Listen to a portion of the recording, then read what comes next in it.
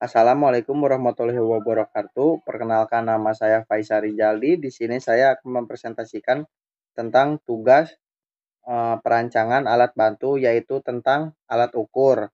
Di sini saya akan mempresentasikan tentang alat ukur ohmmeter. Yang pertama, di sini adalah pengertian.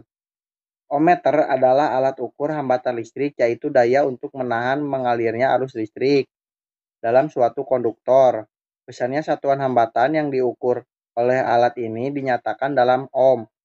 Alat ohmmeter ini menggunakan galvanometer untuk mengukur besarnya arus listrik yang lewat pada suatu hambatan listrik R yang kemudian dikalibrasi ke dalam satuan ohm.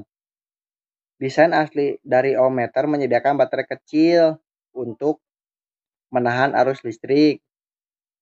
Ia menggunakan galvanometer untuk mengukur arus listrik melalui hambatan. Skala dari galvanometer ditandai pada ohm karena volta setetap dari baterai memastikan bahwa hambatan menurun. Arus yang melalui meter akan meningkat. Ohmmeter di sirkuit itu sendiri. Oleh karena itu, mereka tidak dapat digunakan tanpa sirkuit yang terkait. Selanjutnya, yaitu jenis-jenis ohmmeter. Yang pertama adalah ohmmeter analog. Alat ukur jenis analog ini memiliki model perhitungan yang lebih manual dan simpel. Untuk dibaca terdapat jarum ukur yang nantinya berhenti pada angka tertentu. Anda harus membacanya dengan lebih jeli dan detail tentang angka yang diarahkan oleh jarum petunjuk. Alat ukur ini biasanya lebih sering digunakan oleh tukang servis TV dan komputer.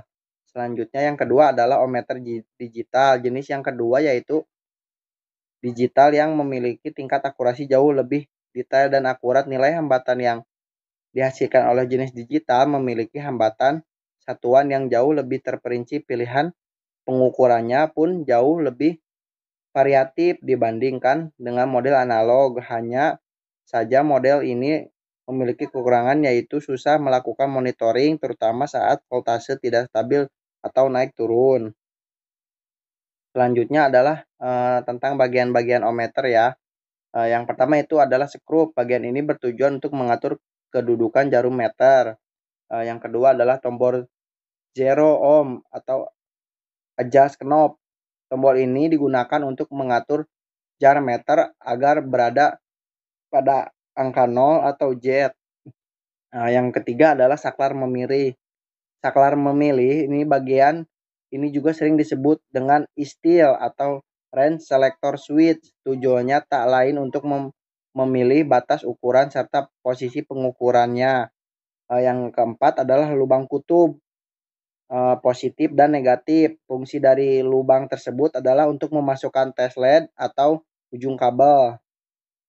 Yang selanjutnya yang keempat yaitu adalah probe plus dan min.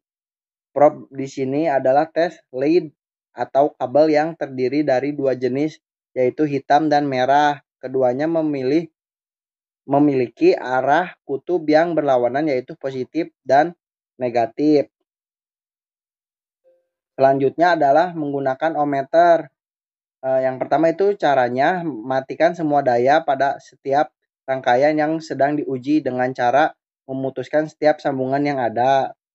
Yang kedua adalah pilihlah alat ukur sesuai kebutuhan, baik dalam jenis analog maupun digital, dengan auto range yang umum dari 0 sampai 10 atau sampai 10.000.